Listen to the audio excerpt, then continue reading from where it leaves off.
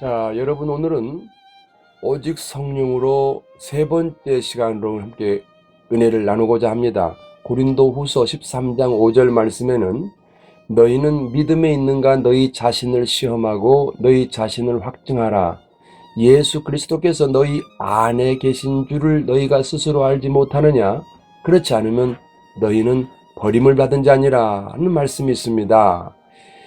여기에서 예수께서 너희 안에 계신 줄을 너희가 알지 못하느냐라고 질문하십니다. 그러니까 하나님께서 성령으로 내 안에 있다 이 말이거든요. 이게 무슨 뜻일까요? 이것을 좀 더 여러분 쉽게 이해하도록 하기 위해서 오래된 드라마지만 드라마 대사를 잠시 들려드리겠습니다. 듣고 다시 시작합시다. 이 안에 너 있다. 네 마음속에 누가 있는지 모르지만 마음속에 너 있어. 자, 잠시 들으셨죠? 이 드라마를 기억하시는 분들이 많이 계실 겁니다. 그런데 여기에서 남자 주인공이 여자 주인공에게 고백하는 말이죠. 내 안에 너 있다 이렇게 얘기하지 않습니까? 그래서 오늘 우리가 말씀으로 다시 돌아와서 성령님이 내 안에 계신다 이 말은 장소적 용어가 아니겠지요. 이건 관계적 용어입니다. 성령님이 물리적으로 우리 안에 어딘가에 계신다 그런 말이 아닙니다. 하나님과 친밀하고 인격적인 관계가 되었음을 표현하는 말인 것입니다. 예수님이 내 안에 계신 것을 그러면 어떻게 알 수 있을까요? 자, 첫째로 은혜로 주신 것들을 알게 됩니다. 이것을 통해서 우리는 성령 하나님께서 내 안에 계시다는 사실을 알 수 있게 됩니다. 고린도전서 2장 12절에서는 우리가 세상의 영을 받지 아니하고 오직 하나님으로부터 온 영을 받았나니 이는 우리로 하여금 하나님께서 우리에게 은혜로 주신 것들을 알게 하려 하심이라고 말씀하십니다. 에베소서 3장 18절 19절을 제가 읽어드리겠습니다. 능히 모든 성도와 함께 지식에 넘치는 그리스도의 사랑을 알고 그 너비와 길이와 높이와 깊이가 어떠함을 깨달아 하나님의 모든 충만하신 것으로 너희에게 충만하게 하시기를 구하노라 하고 말씀하십니다. 여기에서 우리가 은혜로 받은 것들이 구체적으로 무엇인지를 말씀해 주고 있습니다.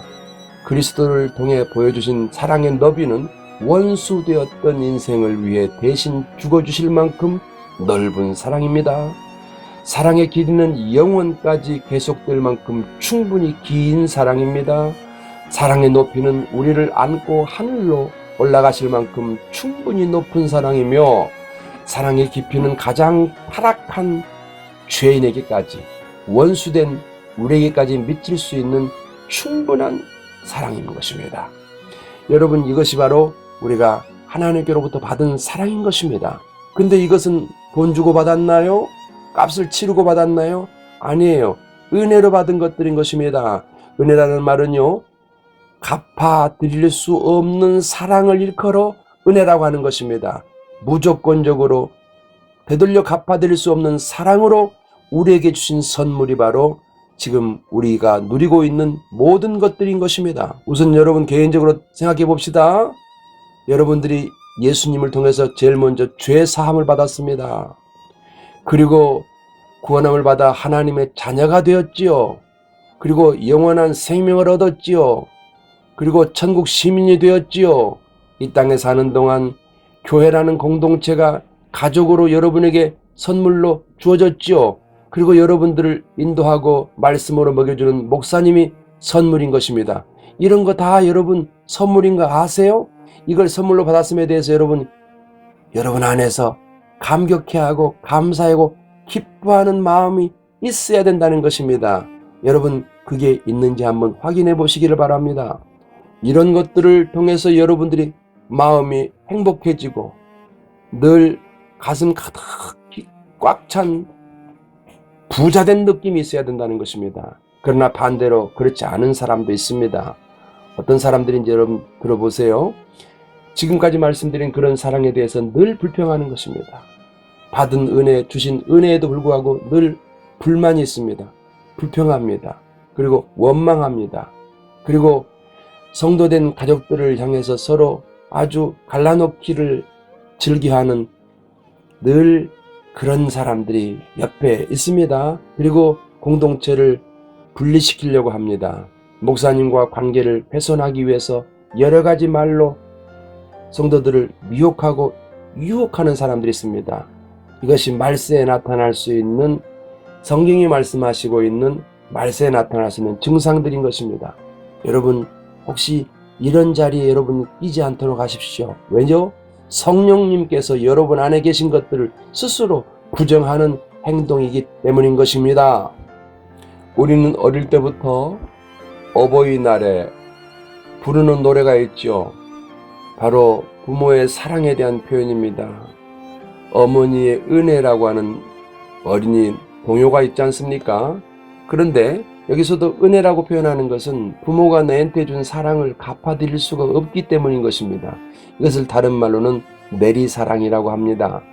이 내리사랑은 내가 내 자식을 사랑하는 사랑이고, 그 사랑은 자식된 입장에서는 거꾸로 되돌려서 위로 갚아드릴 수가 없는 것입니다. 우리가 하나님께 받은 사랑이 그렇습니다.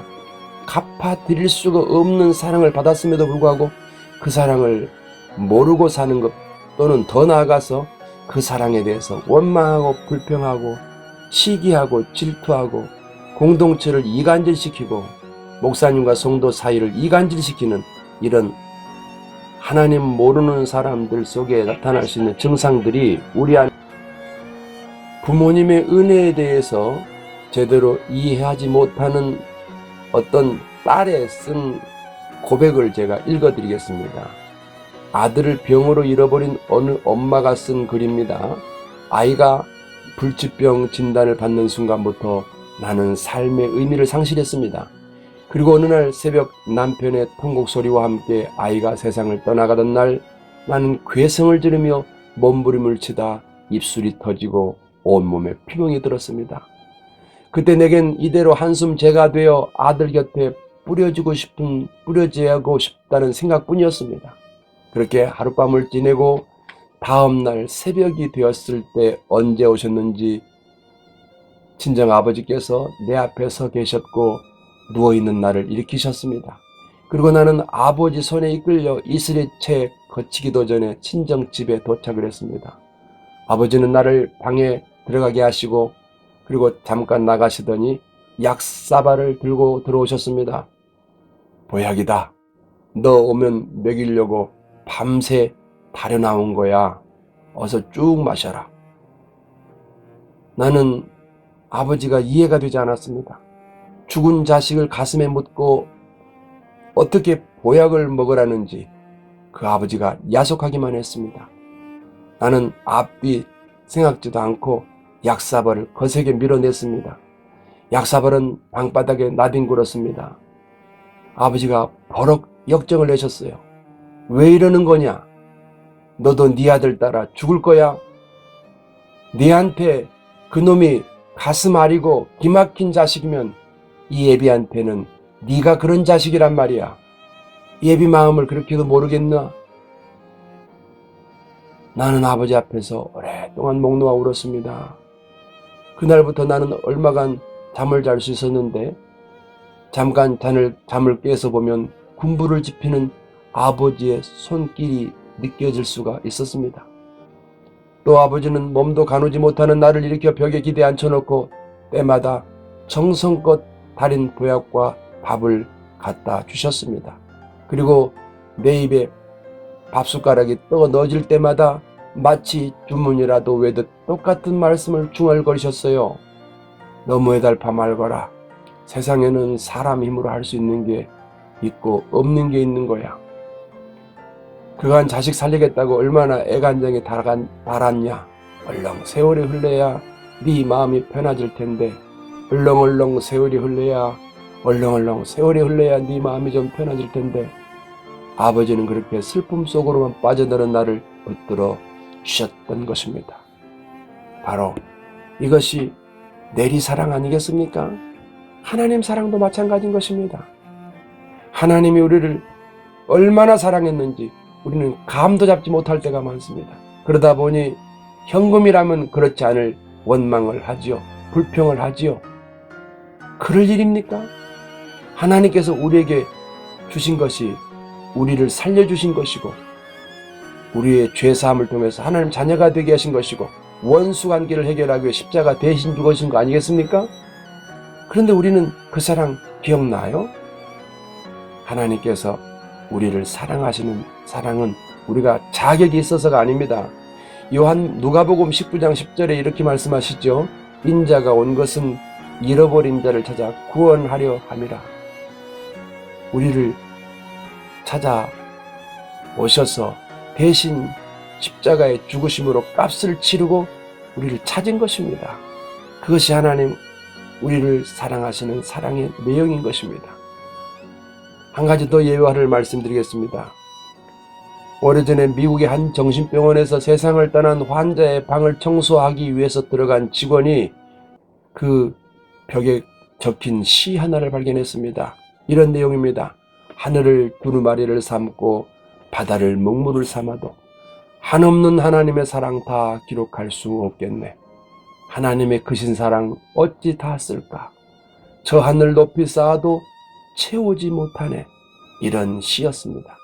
비록 그는 정신병과 싸우는 고통스러운 세월을 살았지만 이 시를 통해 자신의 영혼의 고백을 하나님께 표현하고 있었던 것입니다.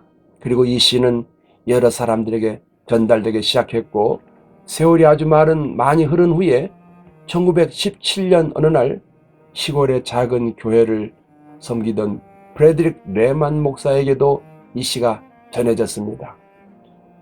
그날 아내가 싸준 점심 도시락을 먹으려고 뚜껑을 여는 순간 이 시가 아내 손편지처럼 들어있었던 것입니다. 그리고 그 시가 11세기 한 유태인 시인의 작품인 것을 알게 되었고 이 시를 3절로 해서 1절과 2절을 직접 썼고 그리고 먼저 발견된 그 시를 3절로 넣어서 만들어진 찬송이 새 찬송가 304장 그 크신 하나님의 사랑인 것입니다. 이 찬송 여러분 한번 고백해 보실 수 있기를 바랍니다. 그 크신 하나님의 사랑, 그 크신 하나님의 사랑. 하늘을 두루마리를 삼고 바다를 먹물 삼아도 한없는 하나님의 사랑 다 기록할 수 없겠네.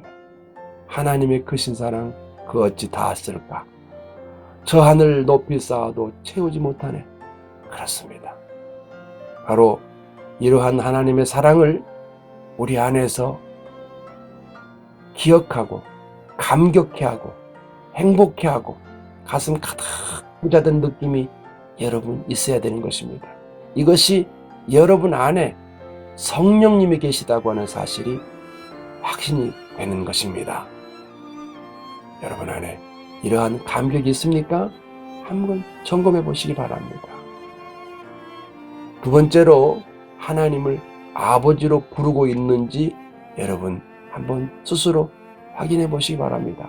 로마서 18장 15절 16절에서는 너희는 다시 무서워하는 종의 영을 받지 아니하고 양자의 영을 받았으므로 우리가 아빠 아버지라 부르짖느니라. 성령이 친히 우리 영과 더불어 우리가 하나님의 자녀인 것을 증언하시나니 라고 말씀하십니다. 우리 안에 성령님이 계신 증거가 바로 하나님을 아버지로 부르는 것입니다. 세상 사람들은 하나님을 아버지로 부를까요? 그렇지 않지요. 그러나 성령님이 그 안에 계신 성도는 하나님을 아버지로 부르지요.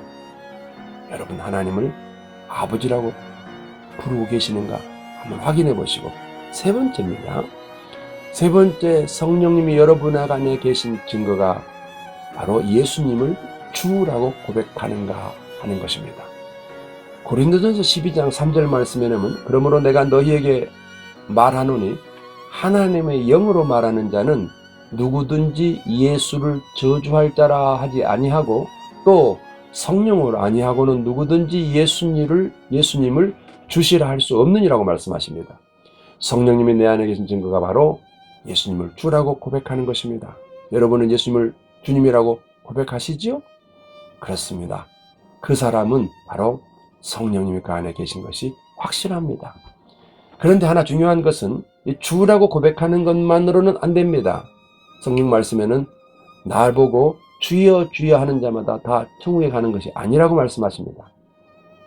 주여 주여만 한다고 되는 게 아니라는 것입니다. 그럼 뭡니까? 하나님을 주인으로 신앙 고백하는 것만큼 행동도 해야 됩니다. 내가 가진 건 모든 건 다 주님의 것입니다. 내 영혼을 구원하셔서 하나님의 소유 삼으셨으니 내가 가진 것 어떤 것이든 다 주님의 것입니다. 건강도, 재물도, 재능도, 내가 가진 것 어떤 것도 내 것이라고 말할 수 있는 게 없는 것입니다. 이렇게 하나님께 모든 것이 하나님 것이라고 돌려드릴 수 있겠습니까? 바로 그런 사람, 이런 고백을 하며 이런 삶을 사는 여러분은 성령님이 여러분 안에 계신 것이 확실한 것입니다. 여러분 한번 점검해 보시기를 바랍니다. 그 다음에 또 하나 말씀드리죠. 네 번째입니다. 성령의 근심을 느낄 수 있는지 한번 생각해 보십시오. 에베소 4장 30절부터 읽어가다 보면 하나님의 성령을 근심하게 하지 말라. 그 안에서 너희가 구원의 날까지 인치심을 받았느니라 하는 말씀이 있습니다. 하나님의 성령이 내 안에 오셨는데 내가 기쁨이 없다면 반대로 성령님이 근심하는 행동을 내가 한다면 문제가 있는 거죠. 성령께서 근심하는 행동을 여러분 어떤 게 있을까요? 예를 들면은 주일날 주일 성수를 하지 않고 세상에 나가서 유희를 즐길 때 여러분 안에 근심이 있습니까? 한번 점검해 보십시오. 기쁘지 않죠? 어쩔 수 없이 나가 있기는 있지만은 그 사람들처럼 하나님 모르는 사람들처럼 세상으로부터 온 영을 받은 그 사람들처럼 행복합니까? 그렇다면 문제가 있습니다. 여러분 안에 근심이 있다면 바로 성령의 근심인 것입니다. 이걸 느낄 수 있어야 됩니다. 두 번째로 또 봅시다. 또 뭐가 있을까요? 11조를 여러분 안 한다고 합시다. 그럴 때 여러분 마음이 행복합니까? 야, 11조 안 했으니까 돈 벌었다. 아, 공짜 돈 생겼다. 그렇게 행복합니까? 반대지요. 11조 안 한 거에 대해서 근심이 있습니다. 마음이 괴로워요. 그게 바로 성령님이 여러분 안에 계시는 증거입니다. 또 뭐 있을까요? 새벽 예배를 계속 안 나오고 잠을 잘 때 정말 행복합니까? 건강하게 된다고 느껴집니까? 어쩔 수 없이 새벽에 참석 못하는, 새벽 예배를 못하는 분도 계시겠지만 거의 전부가 새벽 예배를 통해서 하나님과 만나야 됩니다. 이럴 때 여러분 안에 새벽을 통해서 하나님을 만나지 못할 때 근심이 있습니까? 그것이 바로 예수님이 여러분 안에 성령으로 계신 증거인 것입니다. 바로 이어서 다음 편으로 연결됩니다.